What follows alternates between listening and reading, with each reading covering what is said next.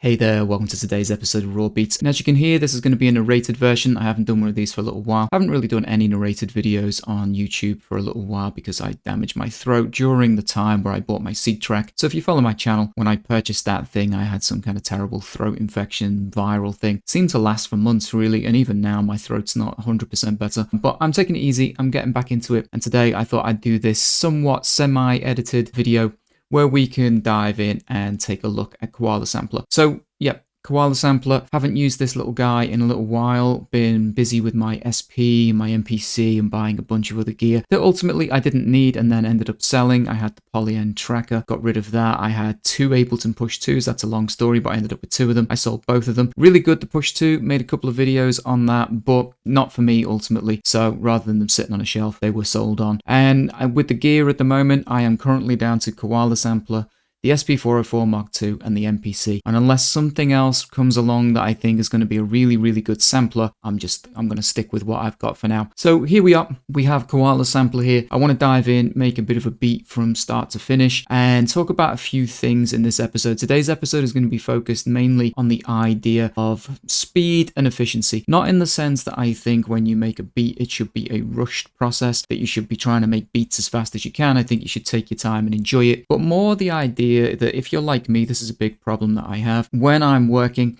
what I like is the initial part. I like the bit where you're like a kid and you get to play around and throw paint around and stuff like that. And it's that chopping up of samples and all the fun stuff at the beginning. And then ultimately it becomes this more like adult process where you've got your 2 to, I don't know, say 8-bar loop or something. That's your sketch, your idea. And you have to turn that into a finished beat. And all of a sudden I feel a little bit turned off and it's just kind of boring. And also it can be just one of those kind of processes that you lose yourself in for far too long, whether you start tweaking a kick drum and you can't let go of it. This is, based on my own personal experience, of course, but I'm sure some people out there can relate to this. So I want to talk about a few things while we make a beat today to help be kind of bolder with your choices. Now, the first thing I want to talk about here is loops, like using loops. There's a certain kind of, I think, a slight negative view on using loops sometimes for beat makers, that it's kind of lazy or you're just allowing somebody else to do the work and then you just throw these loops together. Ultimately, it's still what you do with the loop and the way you choose to combine them and everything else. And I think when it comes to something like drums,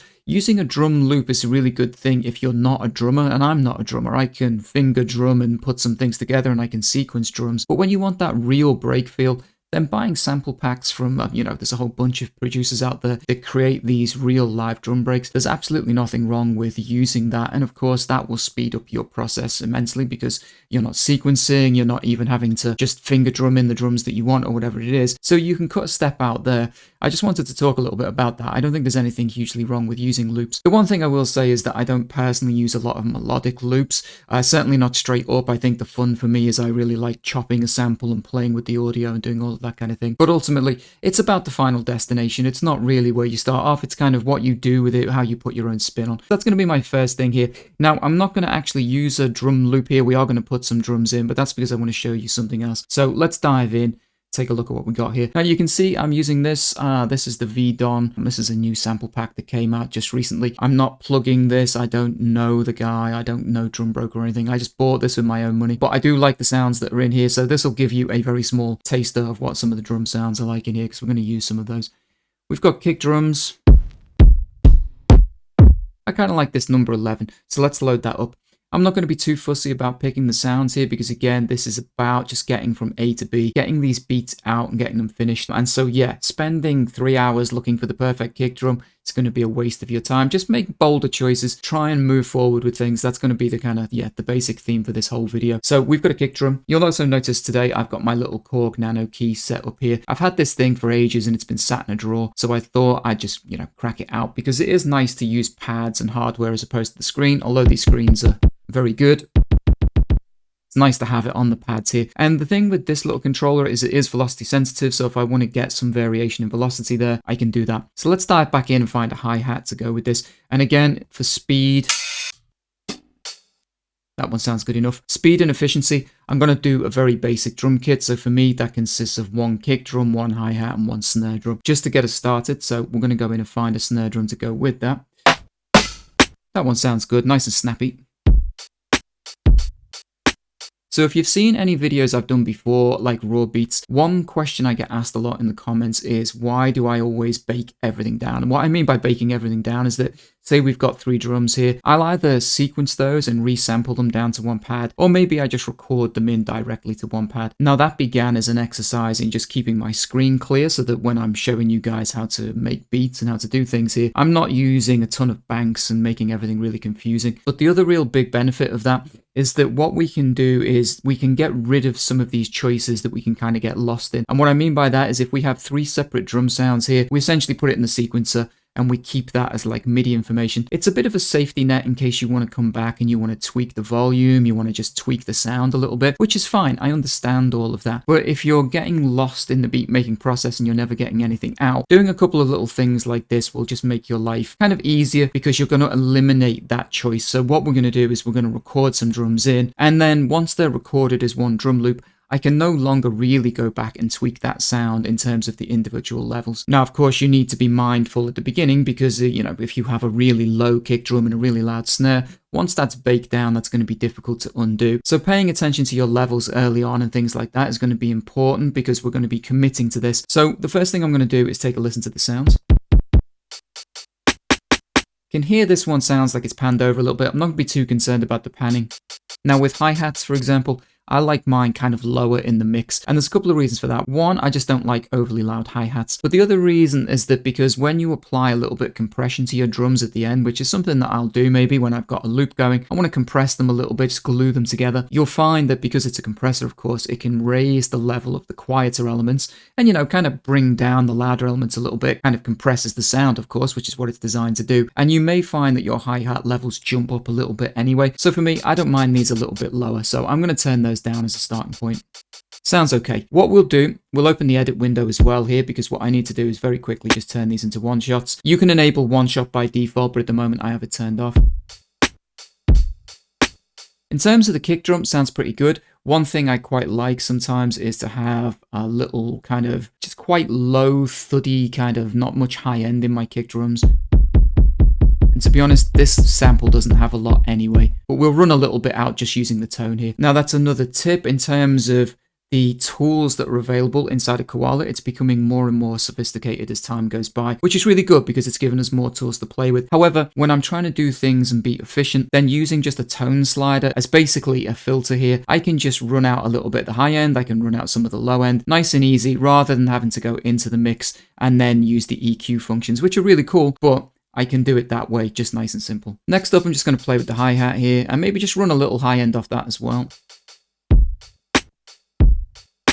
Now, you may be thinking to yourself that that hi-hat seems quite low in the mix, which it is. I'm definitely pushing it there. But wait until we add a little bit of compression. You may find that that rises back up. And of course, all of this is subjective, so it's open to, interpretation. How you want your hi-hats to sound, how I want mine to sound could be completely different. But for now, that's okay.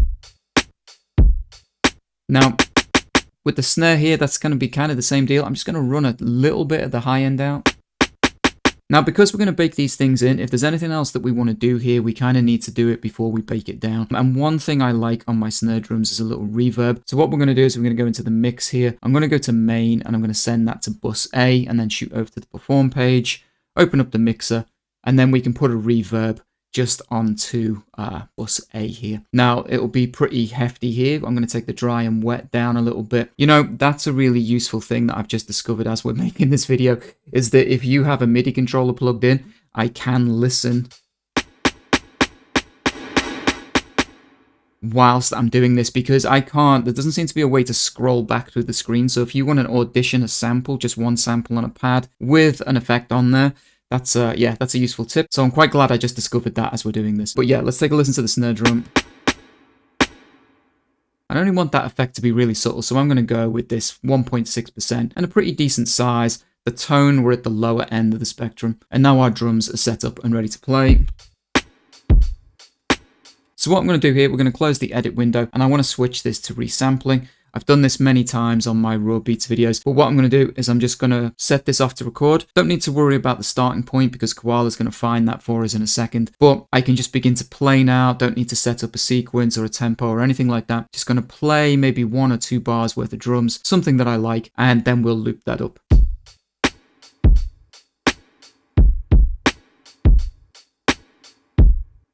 Something as simple as that. And I usually include one extra kick drum because it makes it easy to find the endpoint when you're trying to loop things up. So what we're going to do here, we're going to open this up in the edit window. Let's go back to sample. You'll notice Koala's already found the start point for us, which is nice and handy. So the first thing I'll do in the tools here is I'm just going to crop that down. And I know because I added an extra kick drum, I should just be around here somewhere. Should probably do is we'll crop that. And if we go into one-shot mode and loops, we can now play this and just hope that it's a loop.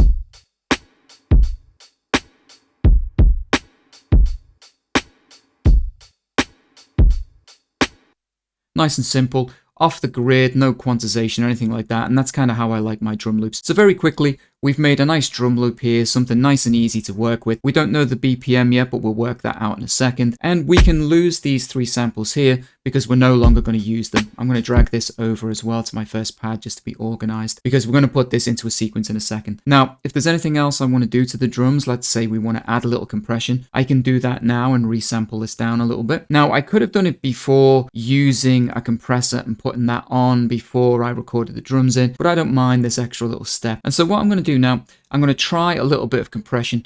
And what I'm going to do, I'm just going to play the loop because we know this is looping. So we'll get that running for us. If we go into performance here, I'm actually going to be using the vanilla and strawberry effects, not the ones inside of the buses here. I could use it on a bus, there's a compressor in here as well, but actually for speed, a lot of the time, I don't mind the little compressor that's built in here. And if we do hold and then just drag this up a little bit, or, you know, if we crank it just so you can hear the difference.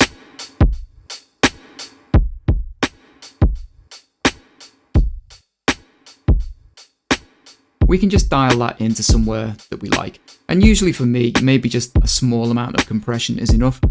We could try a little bit of dirt as well if we wanted. You can hear that start to gritty those up.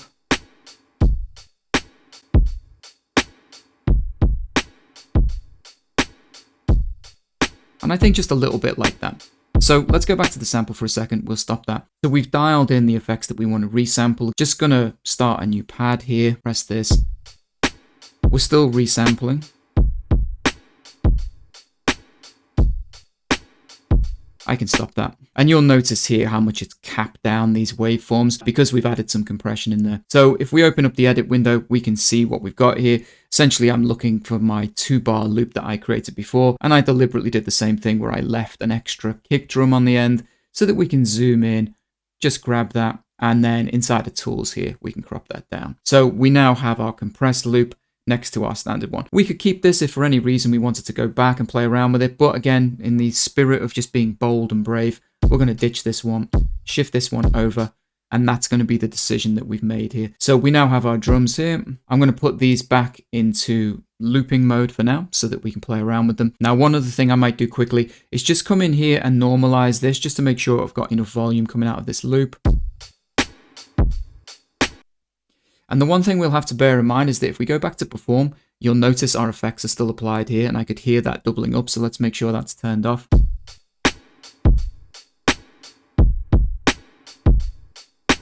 And actually, I've realized I left a longer tail on my drum loop there, so we need to crop this guy down a little bit more as well. So let's just take it to there and do crop. That should now be a perfect 2-bar loop. And we need to know it's a 2-bar loop before we put it into the sequence so that we can make our sequence the correct length. Now, in order to work out the BPM of this loop that we've created, which I'm assuming is in the sort of 80 BPM region, what we need to do is open up the sequence page. Then we can open up a sequence itself. And I'm just going to put my first MIDI note, or the note for this drum loop here, which we can audition, onto the very beginning of what is essentially a 1-bar loop. Now, we know we want 2 bars, so we're just going to increase that. If you have one-shot enabled, you can just leave this with one note like that. It's not going to matter. However, if you don't have one-shot enabled and the looping mode on, you're going to want to stretch that across to make sure that it loops continuously. Now that we've got that set up, we can close this. There are a couple of ways that you can work out the BPM. If we open up the sort of tempo page here, we can tap this in if you like, but I don't find it to be the most accurate thing inside of Koala. So what I generally do is turn the metronome on here, and then I'll just play the beat with the metronome playing, and just tweak that until it sounds about right. So I know at 110 BPM it's going to be way too fast, and we'll hear that straight away. So we're going to want to bring this down to a reasonable BPM.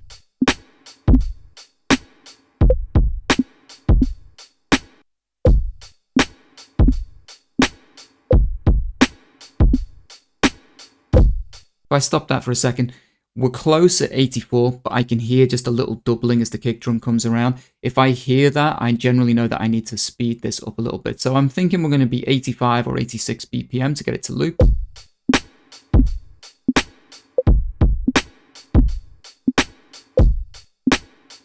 Let's go back down to 85.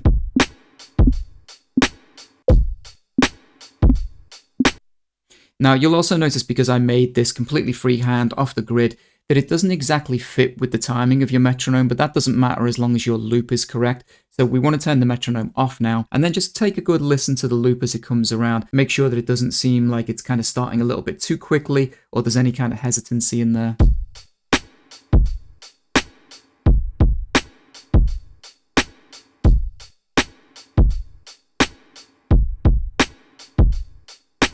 Sounds good enough to me, certainly good enough for this exercise. So if we go back to the sample page, essentially what we've made is an 85 BPM drum loop here, and all we have is one wave file, one pad being taken up, and no longer do we have the option to come back in and tweak any of this or get lost in that process. And for me, I think that's a really good way of working, because you're just being decisive and you're moving forward, and we can get on with the next part of it. Now, the next part of it, of course, is to get some kind of sample. We can start chopping that up and do something with it. If I close my edit window here for a second, I can change this from resample back to mic, because that is where my turntable input is coming from. And of course, if you want to hear your input source, you can turn on your headphone icon here so you can hear what's playing.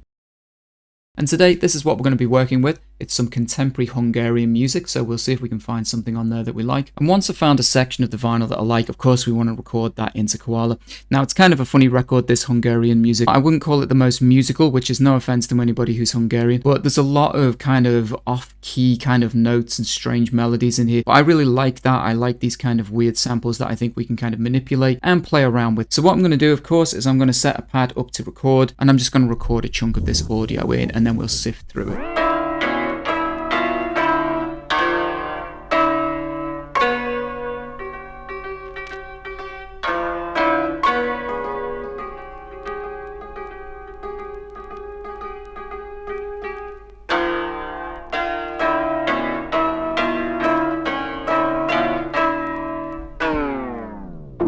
Okay, that's going to do us. So we'll stop our recording. And now that we've got that recorded in, we can open up the edit window and take a look at what's going on in here. Now, actually, my input signal was pretty loud there, so it might have clipped out a little bit, but I'm not too concerned about that. What we'll do is we'll just take out any dead space as a starting point. So what I'll do is usually sift for the bit where it begins.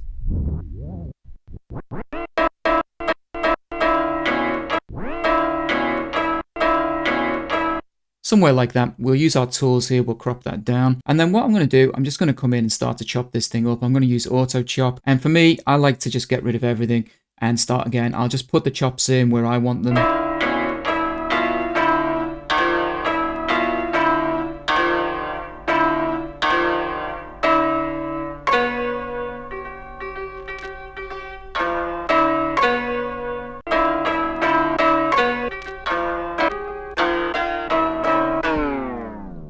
Okay, so they're the chops I'm going to pick out. And then what we're going to do is we're going to set this to a choke group of 1, and then we're going to chop that up. So, of course, it's now populated our pads with the slices that we want. We've got all these weird kind of, off-key kind of notes. But I think that'll make like a good dark sort of beat. One thing I'll probably do is I'll play around with the pitch. Now, I could have done that on the turntable, but for today's episode, we'll do it inside of Koala. So we're going to do edit here, choose all of these, everything except the drums, basically. And then I'm going to pitch them down by... let's go into our settings here, because I've been playing around with that. Let's change that back to snap to semitone, because that's what I want. And I want to come down by, say, about 4 semitones, I think will be a good starting point. Let's try 4 semitones. The one thing I still think Koala needs is the ability to be able to keep hold of these whilst like pitching. It still needs that tweaking in an update, but anyway, doesn't matter for now.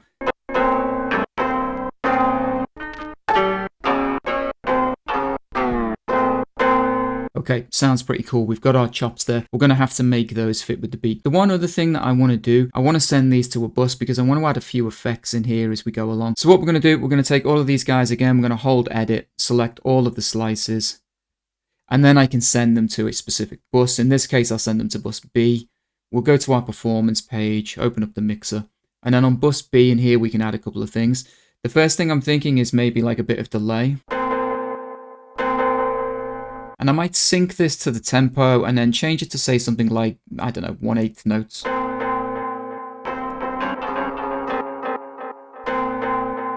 Yeah, I kind of like that. Just gives you something fun to play around with. Maybe we'll take the mix down a little bit. Next, I might add something like the warble noise in here.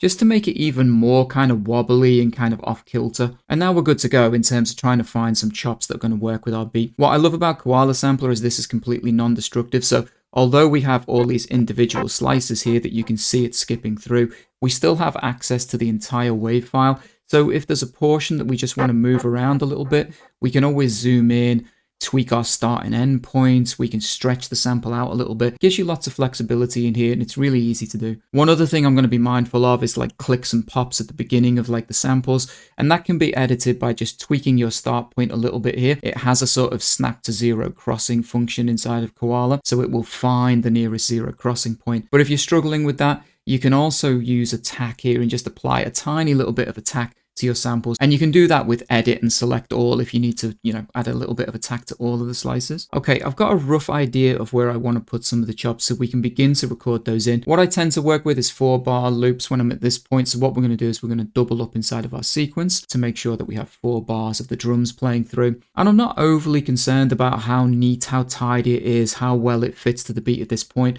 I just want to get something looped and going, and then I can move my start and end points. I can slide the sample around inside of the sequence just to get it where I need it to be. So let's record something in.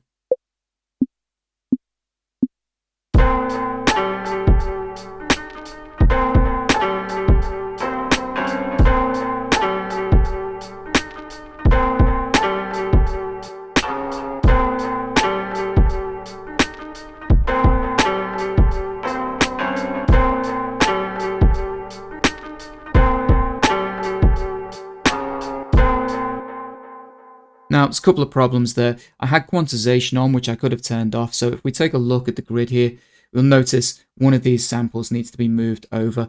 And actually, other than that, it's not sounding too bad.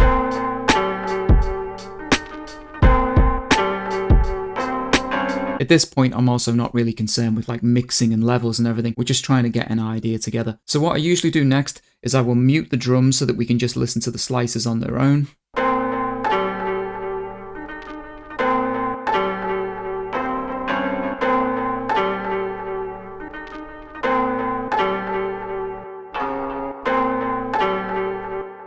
And again, it sounds pretty good. Now, like I spoke about at the beginning of the video, this is all about being bold and pushing forward, making choices and kind of living with those choices. So what I'm going to do here is I'm actually going to resample this while the drums are muted as a loop. And that is now our first set of sample chops, all looped up into a nice 4-bar loop, and we can come back to that later on. And the other cool thing about that, of course, is that we've added that little bit of delay effect, which has also been baked in when we resampled. So the next phase here would be to start thinking about the structure of the song a little bit. Now, for this particular episode, we're trying to keep this as simple as possible because we want to go from point A to point B, which is like a finished song. So I don't need to overcomplicate this track. I don't need to make it some epic adventure that has a bunch of twists and turns in it, but I want to have a couple of little elements so that it's not so boring for the listener. What I'll do first here is just make a duplicate of this first sequence. And then if I dip into this, what I can do, these are already selected actually, but I can grab those again and I can delete those. And because this is going to be maybe like an intro or a little bit of a breakdown inside of the song, I'm probably going to reduce the length back down to say 2 bars. And now what I'll do is I'll just try and work out another little kind of intro or a little break using the same chops but in some kind of different pattern.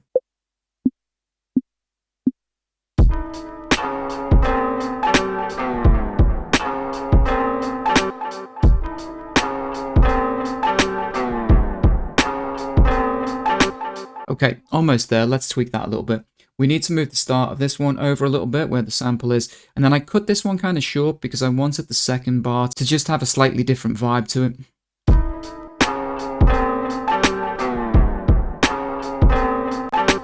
Now for the style of this, what I want to do, I want to duplicate our first sequence over. And I'm just going to come in and strip the drums out of this. And we're going to make that as our intro.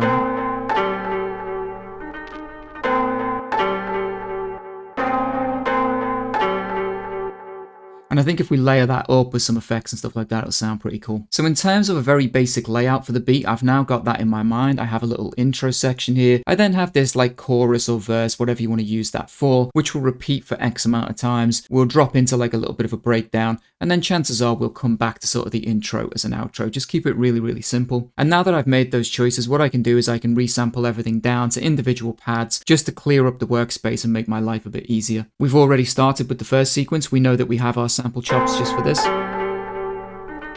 And the only difference here is this second sequence. So what we'll do is we'll click on this one. I'm going to mute the drums again, and I will resample the second sequence down.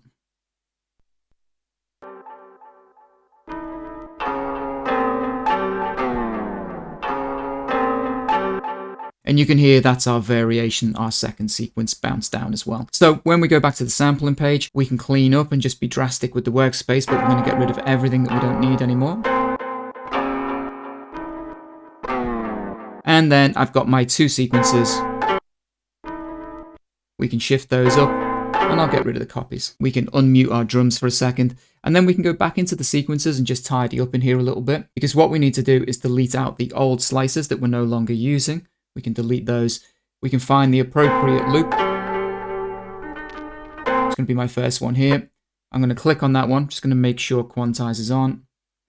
Add that in and stretch that for the entire 4 bars. And then I can do the same here with my second sequence. Can delete out what we don't want. Then we can find the second loop. Put that in, and that will stretch out for the 2 bars there. So our sequences now should be right. This end one that we created, which is going to be the intro, I'm actually going to delete that out because it'll be quicker to just duplicate this over again and just take the drums out from here. And that is now the intro sequence. So in terms of mixing and mastering and moving forward, we're down to just basically 2 elements for each sequence. We're going to live with the chops however they are. If we need to filter them a little bit to take bass out or add any bass frequencies or anything, we can still do that at this point. But we don't have a bunch of different chops to get lost in and start tweaking little levels and things. We're just going to commit, and we're going to say the drums are good, slices are good, we can move forward. So the next thing I think we need is a bit of a bass line to go along with this, because this sample sounds pretty cool. I like the kind of weird off-kilter vibes to it. But what we need is some bass to kind of warm it up and just give it something to kind of bounce along to. I'm going to go into samples here, and we'll try and find a sample that we can use as a bass line. Got a pretty cool bass sample there. What we'll do is we'll load that one in, and quickly we'll go into the edit window, and I'm just going to normalize this just to make sure we've got enough volume out of it. We might have to reduce that down later on, but for now I just want to make sure it's as loud as it can be. It's a nice sample because it's long, it's got a good tail on it. And if we go into sequence mode and we choose this little piano icon and then click on the bass sample, we can set this to chromatic mode, and I can set this to keyboard. And when I'm playing on my MIDI controller now, we should be able to play it like an instrument. There's a couple of other things. First, I'm going to put it into a choke group of its own, so choke group 2. I don't want to put it into 1 because that's where our sample slices are. And the reason for that is because it's a bass line, I don't want it to overlap as a sample because it will build up a bunch of unnecessary frequencies. I only really want the sample to trigger once each time we play a pad. And the other thing I want to do is I want to play around with either the attack and the release, or I want to set it as a one-shot mode. Now what I'm going to do, I'm going to try the release. And when we mess around with the release, what we can do is we can get it to act a little bit more like an instrument as well, because it will play longer the longer I hold the note for here.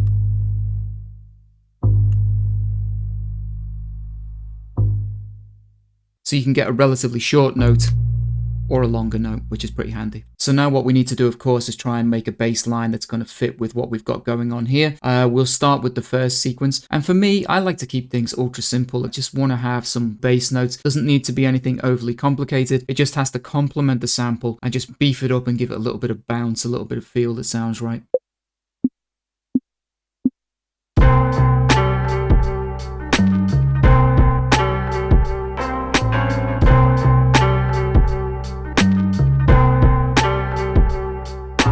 Okay, good enough. The next thing we want to do is just see if we can add a little bit of bass to our second sequence.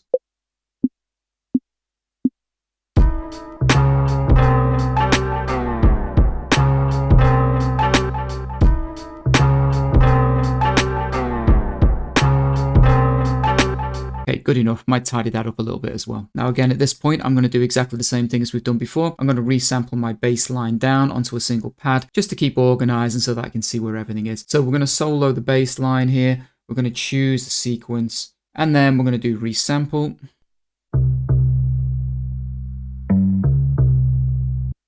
Here our bass line there for the first sequence. And then I'm going to do exactly the same here with my second sequence and resample that down.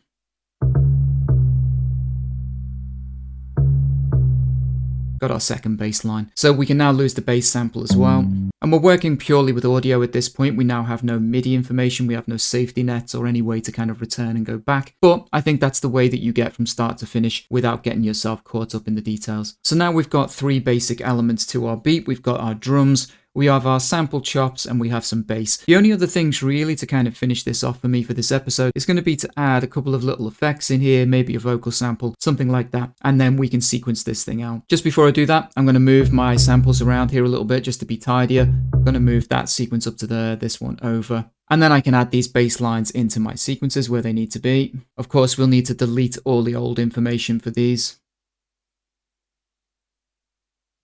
Can find the appropriate loop. And I can add that in across, and I can do the same with my second sequence. Okay, let's have a dig for some effect samples that we can use. Kind of like this Bloop 3, let's load that one in. And Bloop 4, I like that one as well. So we'll take those, see if we can just find a way to layer those in. What we'll do is we'll quickly turn those into one shots. And I'm just going to drop them into each sequence here, wherever I think they feel like they should belong.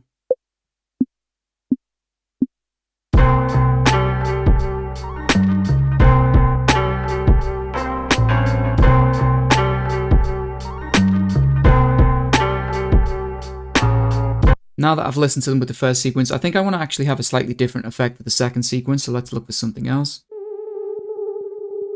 Kind of like this effects 2 here, let's load that one in. It's a nice long sample. And I think with this one we'll pitch it up 2 semitones, I think. Record that in.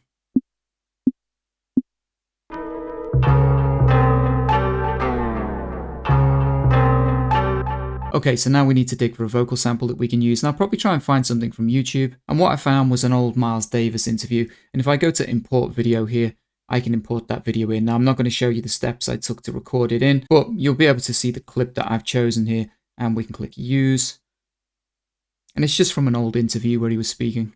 Now, it's one of the super cool functions of Koala Sampler is the ability to use the iPad screen recording function, same with the iPhone. And you can record from YouTube and Spotify and then use that audio. So here's the Miles Davis clip, and I want something just towards the end here. There's something to do. It's always something to do. I like that little bit there. And what I might do is apply a little bit of delay or something in there. So before we go and record that in and go any further, what I want to do now is just quickly set up this so that we can kind of track everything out. And the first thing I want to do is send the individual elements to individual channels just for like mixing so that we can get a better idea of what's going on. And quickly, if we go to the performance page here for a second, I want to see what is currently set up and what's going where. Now, the effects that we have on bus A and bus B were all used in the beginning when we were resampling. So I can get rid of those and I can just drag them to the bin and we can start fresh with everything that's in here. Now, bus A is where I want to put my drums. So I'm going to label this as drums. Let's just close that off.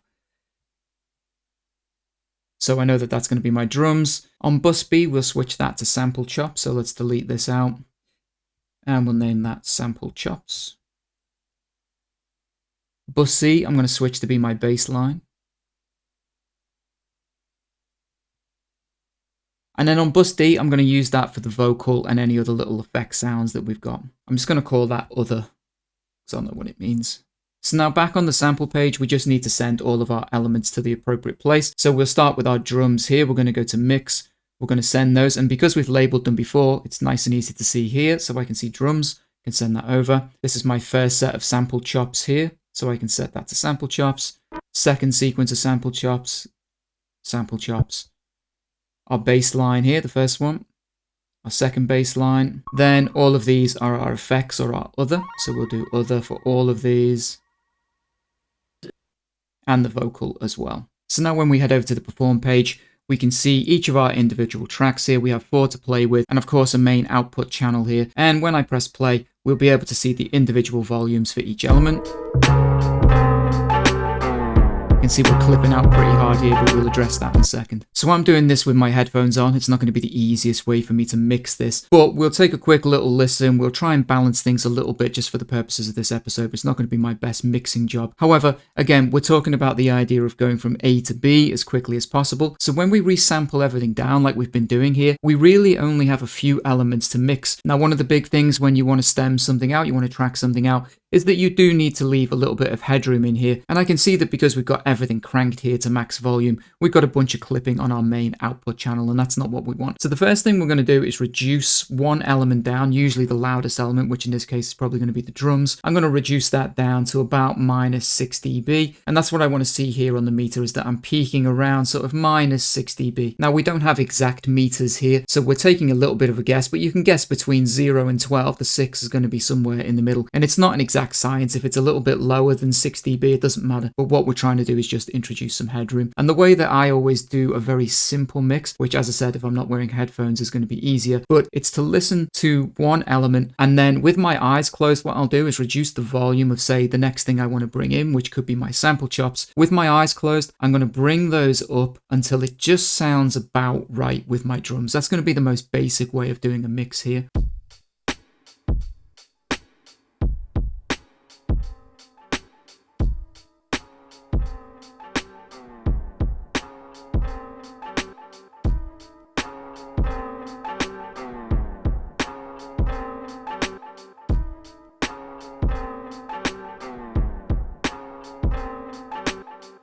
Okay, good enough as a starting point. A lot of this can change because you might add some compression, and of course with compression, again, like we said with our drums, it can make quieter elements louder and of course push other elements down. So not all of this is set in stone, but it's a good way of just getting some very basic rough levels here. And of course we're watching to make sure we're not peaking out on our master channel. So let's add the bass line in and the other elements as well. So here we are with what I would consider just a very basically balanced mix. Again, with my headphones on, can't be 100% accurate on that, but it's going to be good enough for now for this episode. Now, we put the compression on the drums earlier when we made our drum loop, so I don't really need to do too much to my drums. The sample chops, I also added that delay effect. There's not really too much else I want to do in here. I could reduce the stereo width and a couple of other things, but I'm not going to do that just now because there's another trick I'm going to show you later on. In terms of the bass line, I'm pretty happy with that. The only thing with the bass line is I wouldn't mind maybe just filtering it out a little bit more, taking some of the high end out. So we can come in here and we could add, say, a filter. And I don't want any resonance, but I want to play with the cut off until I've got just a pretty well filtered out sort of bass line here.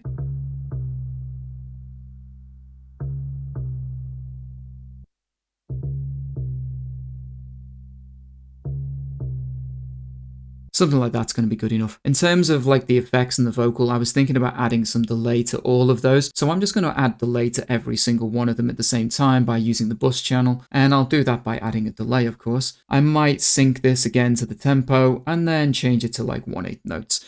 Probably pull the mix down a little bit. And again, I'm just looking for the simplest options to get from the beginning of the track to the end of the track to get this out there into the world. So I'm not overly concerned to have every single element having a different delay. I just want the effect, I want the vibe to be right. Now at this point, I want to apply some compression to my master. So we're going to add a compressor in here.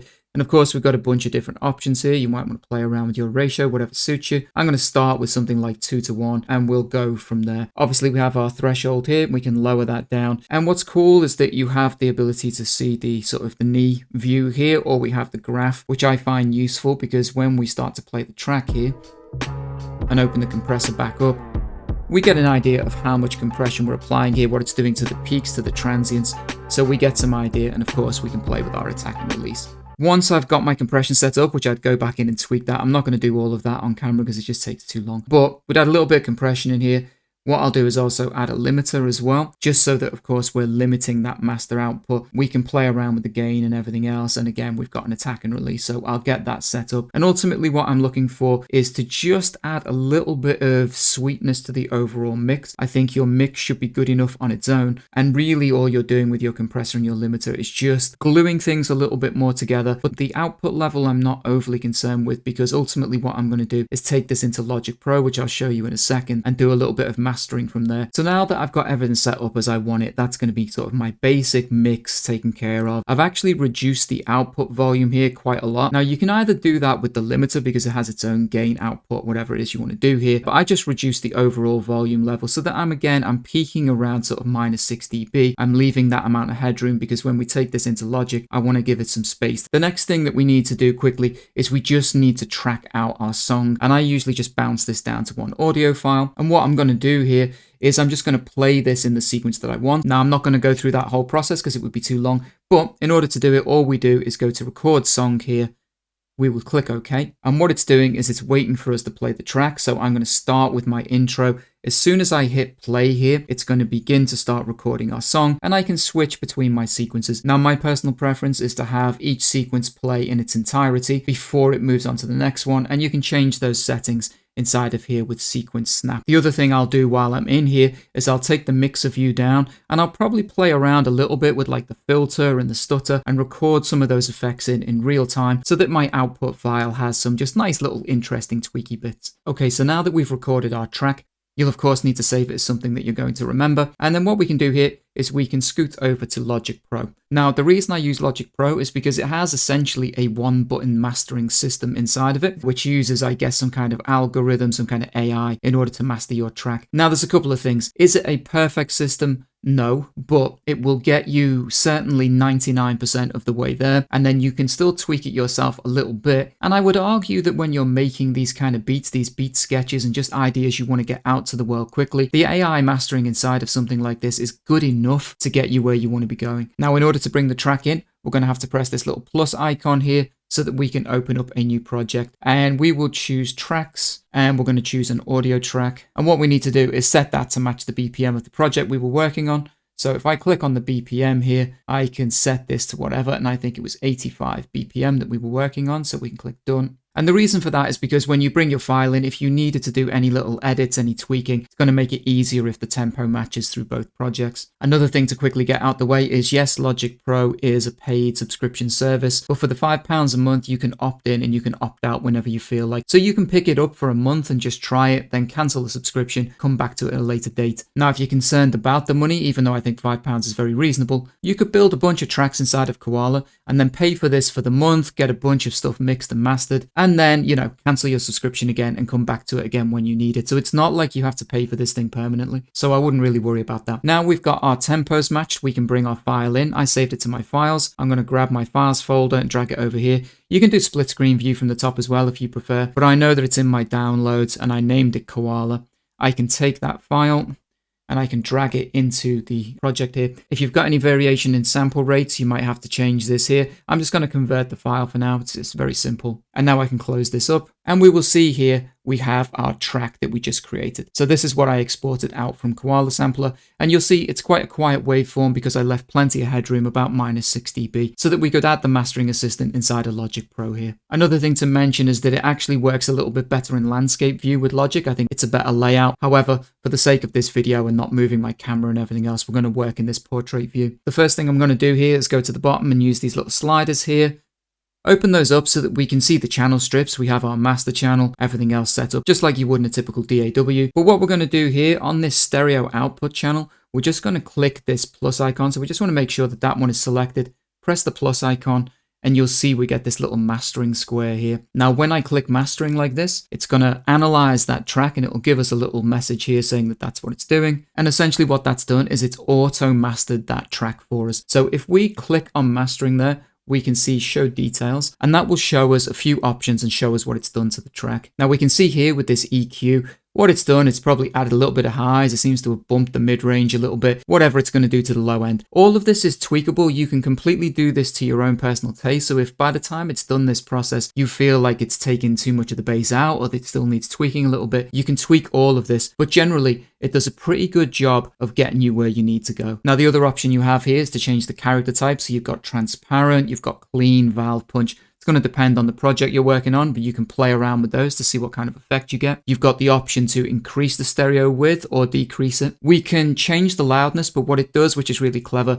is that it aims for -14 lufs, which is what Spotify generally recommends. So without me doing anything, it's already given me a real good increase in gain there. And what we can do is we can have a quick listen here and just see what it's done to the file. I'm going to keep it on the transparent one so that we're not adding any color to this. Now, the cool thing that it has here is a loudness compensation. So when we do our test here, our A/B testing between the sort of non-adjusted version and then like the mastered version, we can hear that without any increase in volume, because of course, whenever you hear like an increase in volume, you instantly seem to think that's better, but it gives us a nice way of doing that without. Now, I'm going to bypass it as well, and I've just shifted the track along a little bit to where I know the drums and stuff are kind of kicking in. This is what we fed it initially.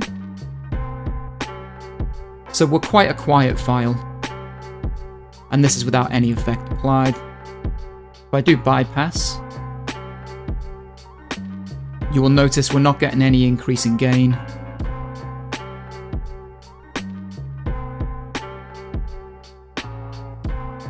But you can hear that it's balanced things a little bit better. It's adding a little bit of high end, it's opened things up a little bit.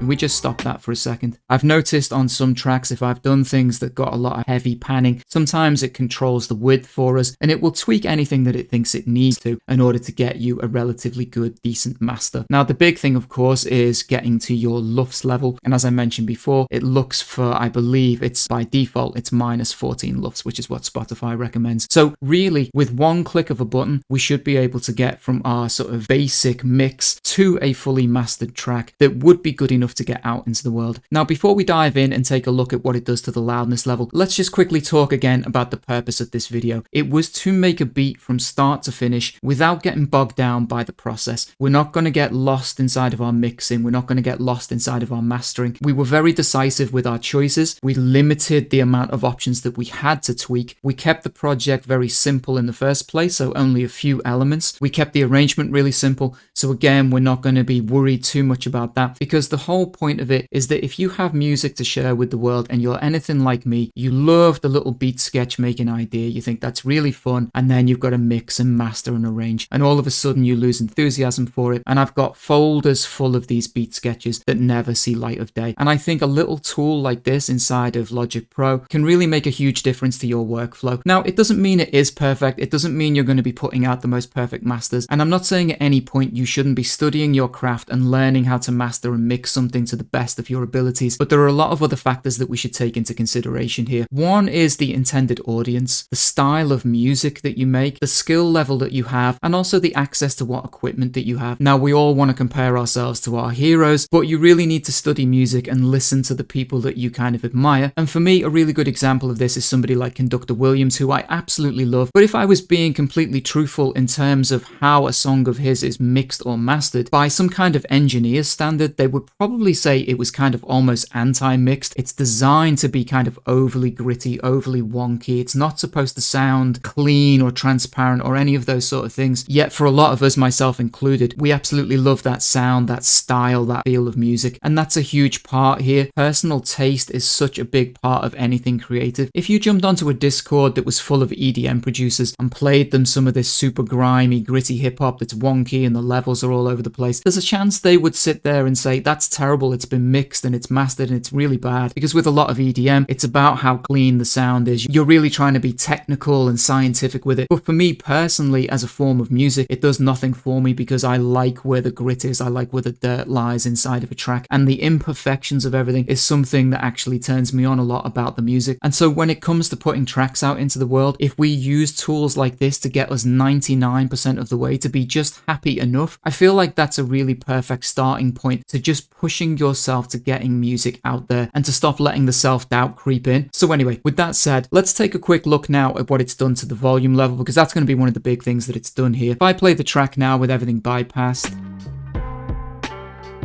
first we'll do the bypass of the sound, opens it up a little bit here. Let's take a listen to the loudness conversation, and apologies if this jumps up quite a lot in volume.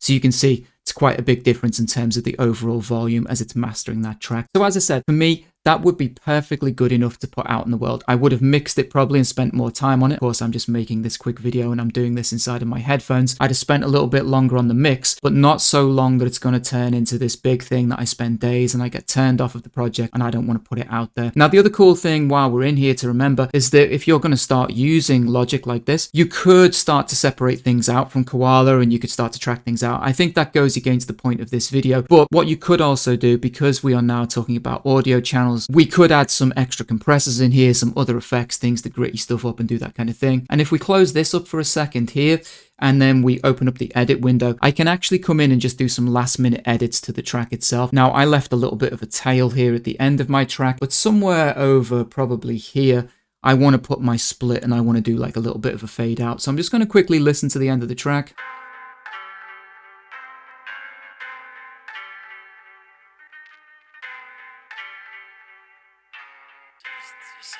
So I can see that actually what I want to do, I want to just crop out this last little bit, and I can do that by just dragging across here. And I just want to put a little fade out towards the end of the track, and I can do that using a little automation tool here. And I think somewhere towards the end here, I can add a point, I can add another point, and then I can drag that down and give myself a little bit of a fade out towards the end of the song. I can then go to my project, choose export, name the project, and save it to my files. And essentially, I've made an entire track in one sitting here. And despite the fact that I've been taking you through the process step by step and talking about this as we go, in real time, I've probably only been sitting here for about an hour making this beat. And that is something that is done, it is finished. Maybe I could have had some scratches or a couple of other little details, but that was the entire purpose of this video, was to show you step by step. And that's just to get you out of the habit of sitting on your music, sitting on these folders of sketches, of ideas, and just start finishing things. Just be bold, be brave. I'll catch you in the next one. Take care.